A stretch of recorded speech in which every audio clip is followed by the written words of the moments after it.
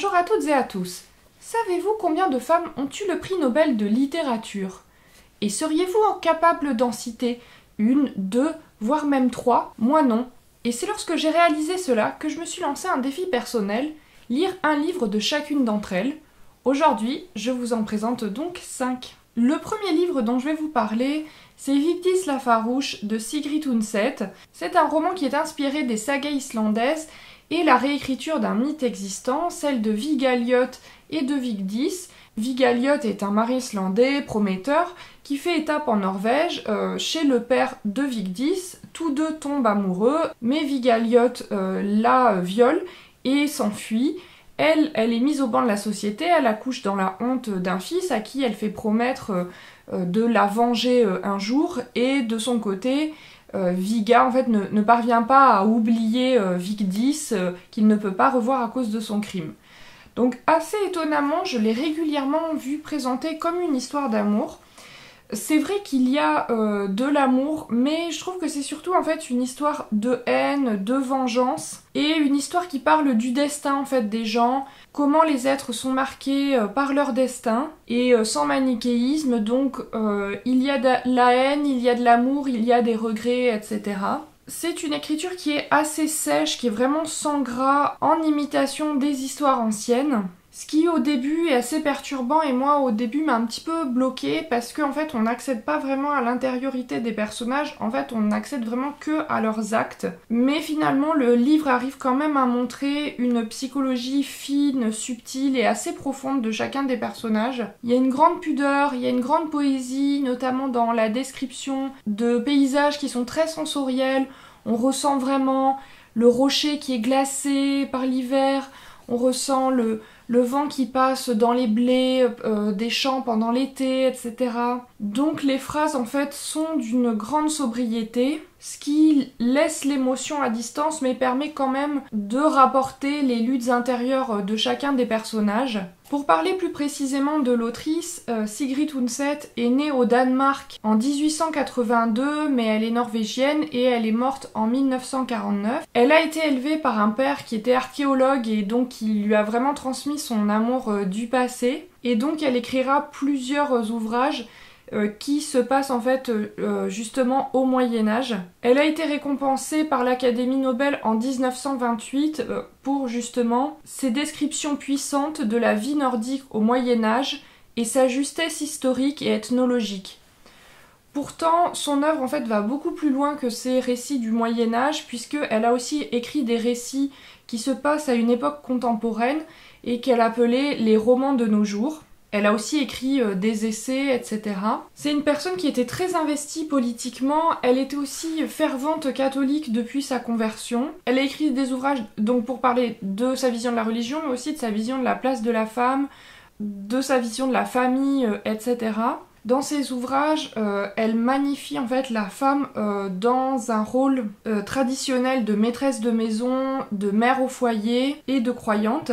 Elle crée aussi, paradoxalement, des personnages de femmes qui sont très forts, devant lesquels en fait les hommes ne peuvent que s'incliner, donc Vigdis, mais aussi Christine Lavransdatter, qui est l'héroïne d'une trilogie qu'elle a écrite et qui est un peu considérée comme son grand chef-d'œuvre. Elle refusait le féminisme politique qui entend émanciper la femme de la sphère domestique et lui permettre d'avoir une vie sociale. Pour elle, une vie hors du foyer, notamment une vie sans enfant, c'était une vie complètement vide de sens. Et c'est assez paradoxal parce que, en fait, la question de l'épanouissement social qu'elle rejetait pour les femmes, en fait, c'est ce qu'elle a vécu elle-même. Donc, je pense que ça illustre en fait assez la personne en fait et les combats de Sigrid Undset, qui était une femme pleine de fougue, mais aussi pleine de contradictions. Donc ce livre, moi je l'ai beaucoup aimé. J'en avais un petit peu parlé dans ma vidéo des meilleures lectures 2023, parce que je l'avais lu en fait en décembre 2023, donc j'ai pas pu en parler avant ça. Au début, j'ai eu un petit peu de mal, je vous disais, avec l'écriture, mais en fait je m'y suis très bien faite et j'ai beaucoup apprécié la pudeur, la poésie et la psychologie fine. J'ai bien aimé aussi cette ambiance qui est mi-glacée, mi-chaleureuse, voilà, ces hivers en Scandinavie, en même temps on sent le feu de bois qui brûle dans les maisons, etc. Et ça m'a vraiment donné envie de lire d'autres ouvrages de cette autrice.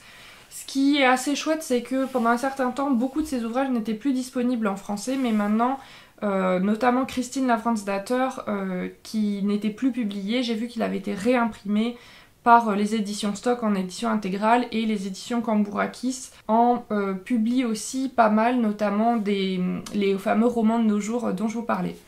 Donc c'était Vigdis la farouche de Sigrid Undset. Elle, je l'ai tuée en moi. Je ne l'aimais pas. C'était la fleur flamboyante du cactus de montagne. C'était aridité et feu. Jamais elle ne fraîchissait.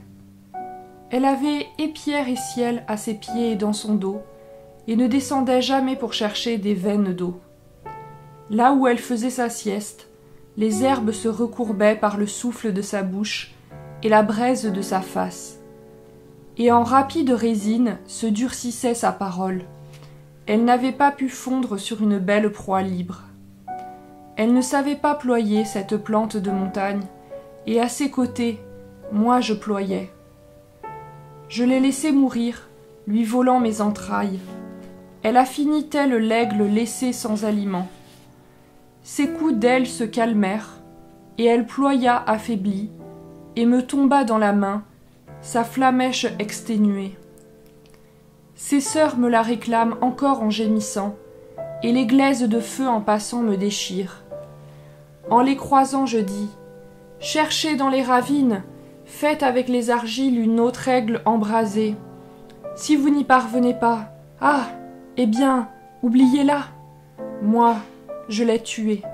Vous aussi, tuez-la. » Cet extrait de poème vient du prochain livre dont je vais parler, c'est le recueil Pressoir de Gabriela Mistral.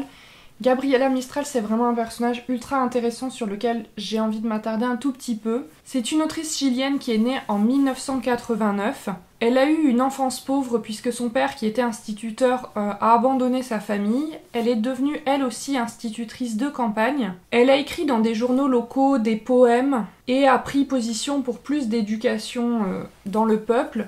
Rapidement, elle a adopté son pseudonyme actuel, en fait en hommage à deux autres poètes, Gabriele D'Annunzio, un poète décadentiste italien, et Frédéric Mistral, qui lui aussi a eu le prix Nobel de littérature en 1904. Elle a beaucoup voyagé dans sa vie, et elle a été invitée par le ministère de l'Éducation du Mexique pour monter un réseau aussi bien de bibliothèques que d'écoles en vue de promouvoir l'éducation dans le cadre de la nouvelle politique éducative du Parti révolutionnaire mexicain au pouvoir. De retour au Chili, elle a enseigné l'espagnol à l'Université du Chili et a acquis une renommée internationale comme poétesse mais aussi comme conférencière sur ses sujets de prédilection. Elle s'est beaucoup investie dans la coopération intellectuelle, notamment au sein de la Société des Nations, et elle est devenue consul du Chili. Elle s'est beaucoup engagée en faveur des femmes, des enfants, des paysans, et elle avait des positions politiques qui en fait étaient anti-élite,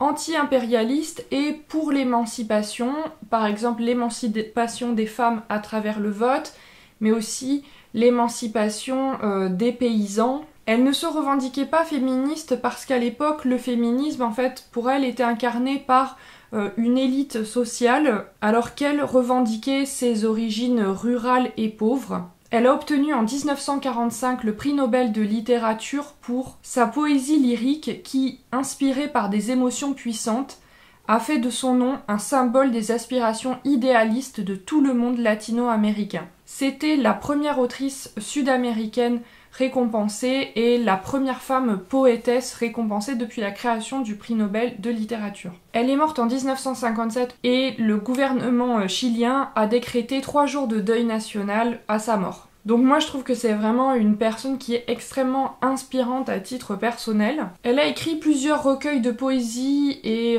je crois qu'elle a écrit en fait quasi exclusivement de la poésie, aussi peut-être des essais sur la poésie. Ici c'est son dernier essai avant sa mort qui est marqué en fait par plusieurs drames personnels. D'abord son fils adoptif Miguel, qui est mentionné ici régulièrement, s'est suicidé en 1943 à l'âge de 17 ans.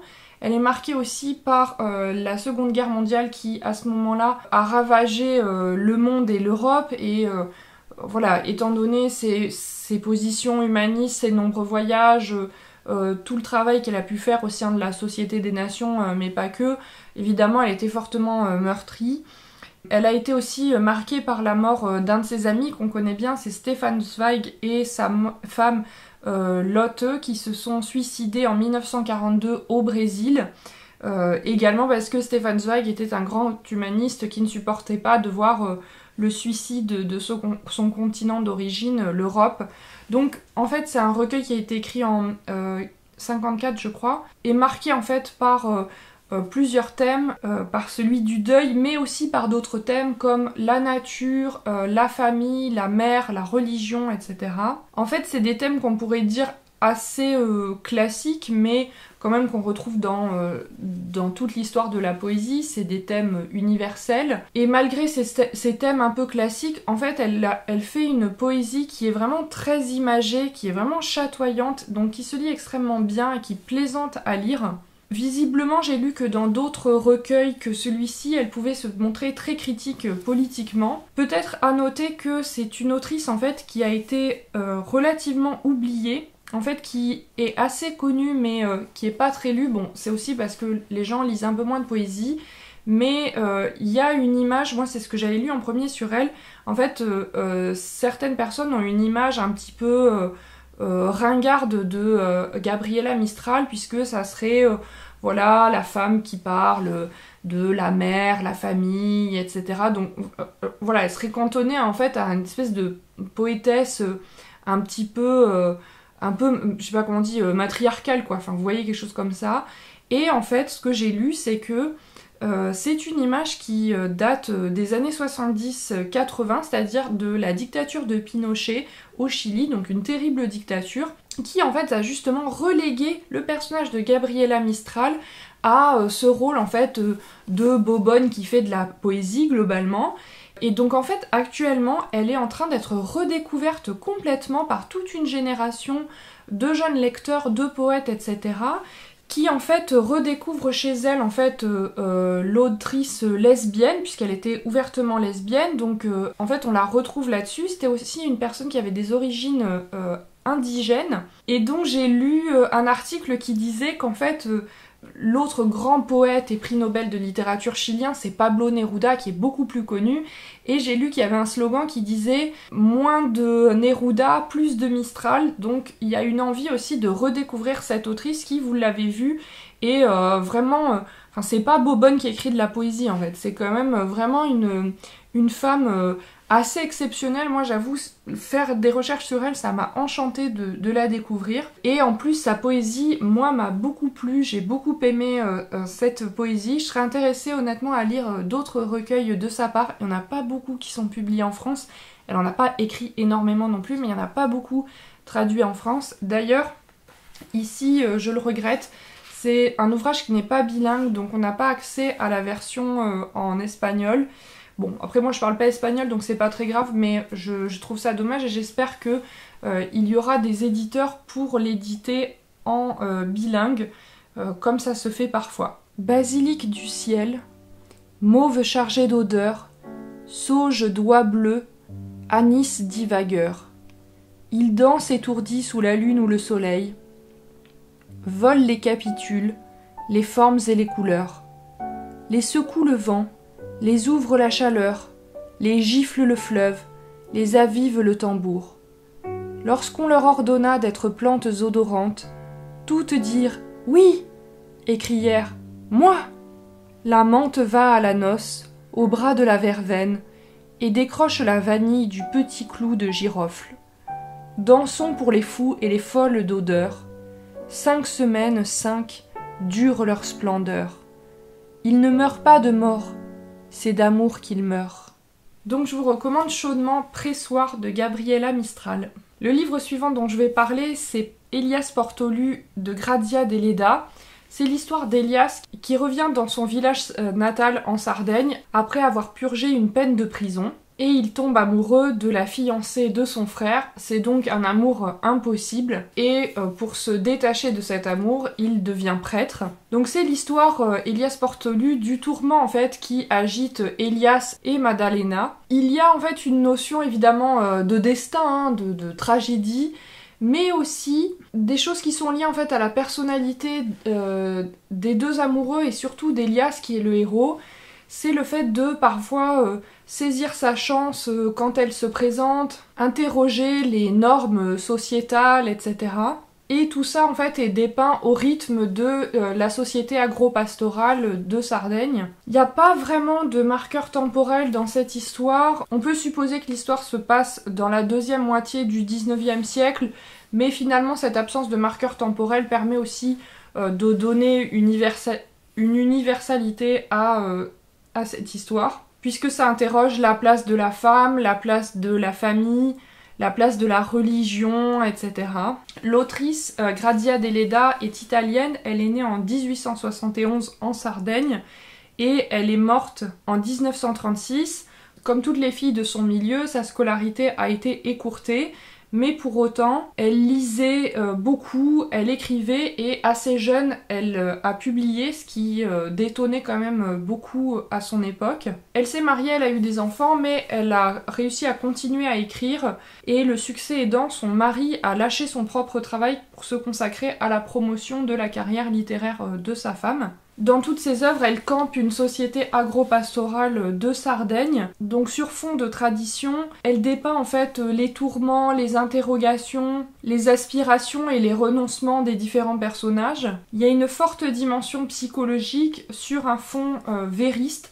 Donc le vérisme, c'est l'équivalent en fait italien du naturalisme. Donc elle montre les traditions, je disais, mais aussi le travail paysan, les coutumes. Et même si elle a cette influence vériste, elle s'en détache quand même un petit peu parce que, contrairement au vérisme, elle assume beaucoup plus son lyrisme. Et en fait, elle parle d'une Sardaigne qui est pas tellement une Sardaigne véridique, mais qui correspond plus à, je dirais, une Sardaigne intérieure, une part de souvenirs et de fantasmes. Certains ont dit d'ailleurs qu'il y avait des réminiscences en fait romantiques chez Grazia Deledda. Dans cette œuvre-là, peut-être dans les autres je ne les ai pas lues, ses thèmes de prédilection c'est la mort, la fatalité, le péché, la religion, l'amour, la passion, l'opposition entre la campagne et la ville. Elle a été influencée par le principal représentant du mouvement vériste, c'est Giovanni Verga,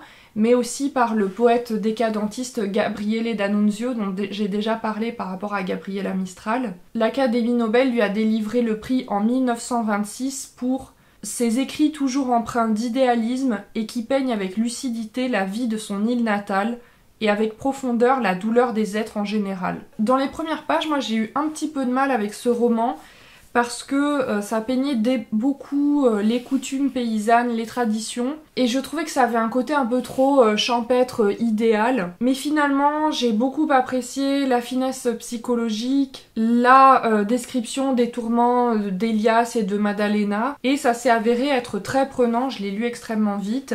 Il y a une grande poésie des descriptions et des atmosphères des paysages, notamment les descriptions de la nuit. Donc c'est un livre qui conjugue intrigue bien menée, personnages attachants et fouillés, écriture poétique mais pourtant efficace, bonne articulation entre tradition et enjeux des personnages, et belle histoire d'amour. Donc moi ça m'a vraiment donné envie de lire plus de livres de cette autrice. Donc c'est Elias Portolu de Grazia Deledda. Le livre suivant dont je vais parler c'est L'Iris sauvage, Meadowlands, Averno de Louise Gluck, c'est un recueil de poésie.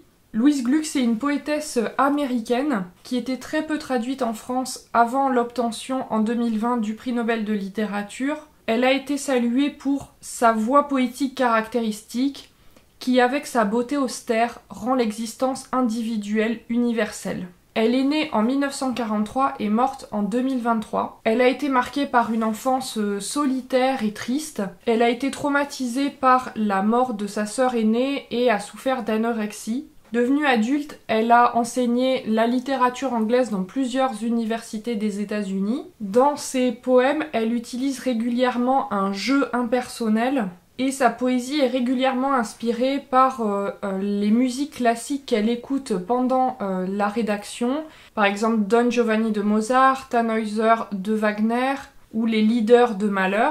Et comme chez beaucoup de poètes nord-américains, elle est très influencée par la mythologie grecque. Elle a écrit quasi exclusivement de la poésie et des essais sur la poésie. Ici, c'est un recueil qui est bilingue, donc ici la version en anglais, ici la version française.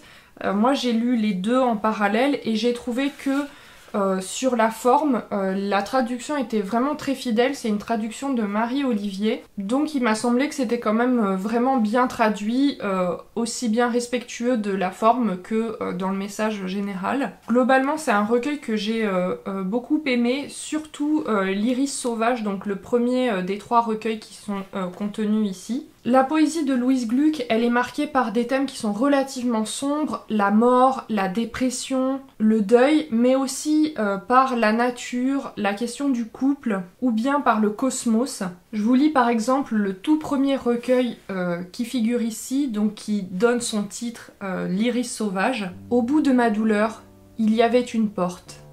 Écoute-moi bien. Ce que tu appelles la mort, je m'en souviens. En haut des bruits, le bruissement des branches de pin. Puis plus rien. Le soleil pâle vacilla sur la surface sèche. C'est une chose terrible que de survivre comme conscience enterrée dans la terre sombre. Puis ce fut terminé. Ce que tu crains, être une âme et incapable de parler prenant brutalement fin, la terre raide pliant un peu.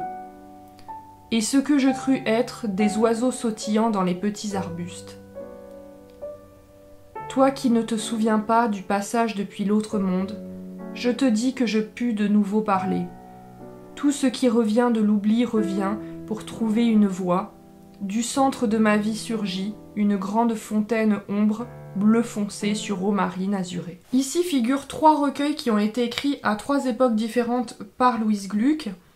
D'abord l'Iris sauvage en 1993. Il raconte en fait du point de vue des fleurs d'un jardin la relation qu'elles ont au jardinier. Donc il y a une dimension cosmique en fait presque religieuse, tout en parlant évidemment beaucoup de nature. C'était mon recueil préféré d'ailleurs, l'Iris sauvage. Ensuite Meadowlands a été écrit en 1997 et il évoque le divorce de l'autrice en reprenant 3 figures mythologiques, c'est-à-dire Ulysse, Pénélope et leur fils Télémaque.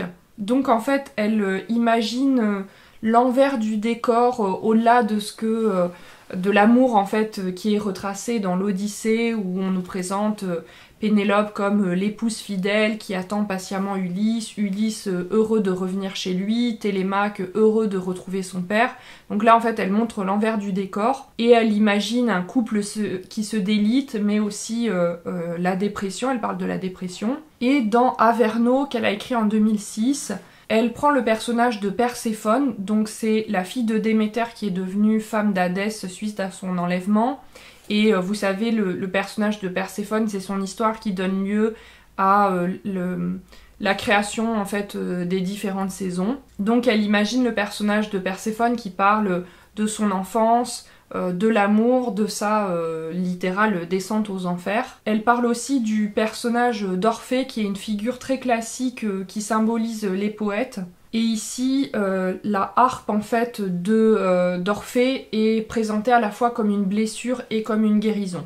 Donc c'était le recueil L'Iris sauvage, Meadowlands et Averno de Louise Gluck. Enfin, le 3e livre dont je vais parler, c'est un roman qui s'appelle Fille de Burger de Nadine Gordimer. Nadine Gordimer est née en 1923 en Afrique du Sud dans une famille blanche privilégiée, mais elle a été très vite sensibilisée à la cause sociale des Noirs dans le cadre de l'apartheid. Elle était membre de l'ANC, c'est-à-dire le Congrès national africain, qui était le parti politique de Nelson Mandela, interdit depuis les années 60.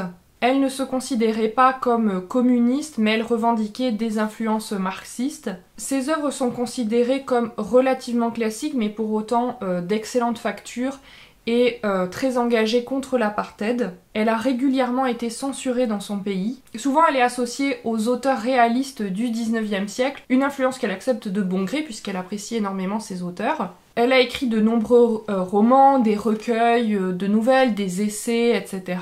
Malgré son opposition à la politique de son pays, elle a toujours été très attachée à l'Afrique du Sud, qu'elle a décrit comme une terre odorante et colorée, et elle est décédée en 2014. Le prix Nobel de littérature lui a été décerné en 1991, et les jurés l'ont salué pour son œuvre épique qui a rendu à l'humanité d'éminents services. L'histoire, c'est celle de Rosa Burger, la fille d'un leader communiste mort en prison, Lionel Burger.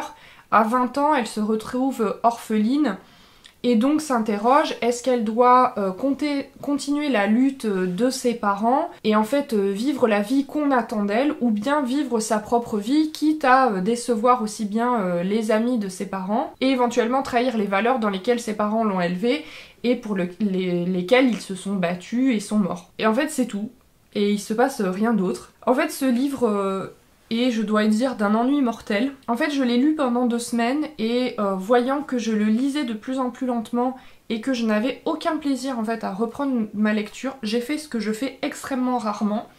C'est-à-dire que je l'ai abandonné aux 2/3 à peu près. Le problème c'est qu'en fait tout le livre est consacré aux atermoiements de l'héroïne qui se dit ah est-ce que je m'investis politiquement ou est-ce que au contraire juste je vis ma vie de manière tranquille.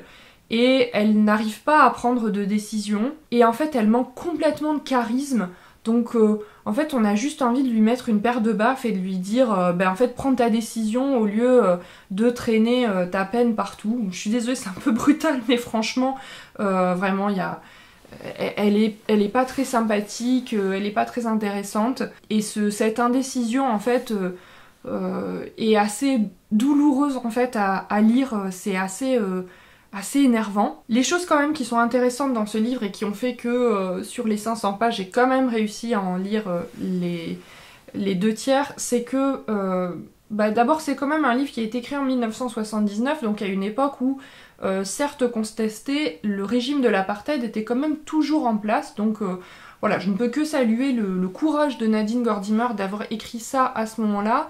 Puis il est vraiment très intéressant sur l'histoire du Parti communiste sud-africain, l'histoire générale de l'Afrique du Sud. Moi je dois dire que c'est en fait un pays que je connais extrêmement mal. Bon évidemment on connaît l'apartheid, Nelson Mandela, mais au fond à part ça, moi je connaissais pas plus que ça, et c'est vrai que je me suis mise à beaucoup plus me renseigner sur ce pays au cours de ma lecture, donc ça c'était vraiment passionnant. Elle parle aussi, ça c'est intéressant, c'est des choses qu'on peut voir encore maintenant, on voit en fait assez peu de noirs, c'est beaucoup des discussions entre blancs, qui justement en fait sont mis au banc de la société, sont mis en difficulté parce qu'ils sont surveillés du fait de leur investissement politique, et de temps en temps on voit des noirs. Et ces noirs réfléchissent à quel destin pour la nation noire, est-ce qu'on s'allie aux blancs pour se sortir de cette situation, ou est-ce qu'au contraire on refuse toute alliance avec les blancs même s'ils nous soutiennent et se battent pour nous. Donc ça c'est vraiment intéressant parce que c'est des débats en fait qu'on retrouve encore aujourd'hui. Donc vous l'aurez compris, je ne vous conseille pas la lecture de Fille de Burger de Nadine Gordimer. J'ai trouvé ça très ennuyant. Ça avait du potentiel, mais voilà, ça m'a pas du tout plu. Peut-être que je lirai d'autres ouvrages de cette autrice, peut-être que je me tournerai plutôt vers des recueils de nouvelles en fait. J'apprends moins de lire des nouvelles d'elle plutôt que de me replonger dans un roman de plusieurs centaines de pages.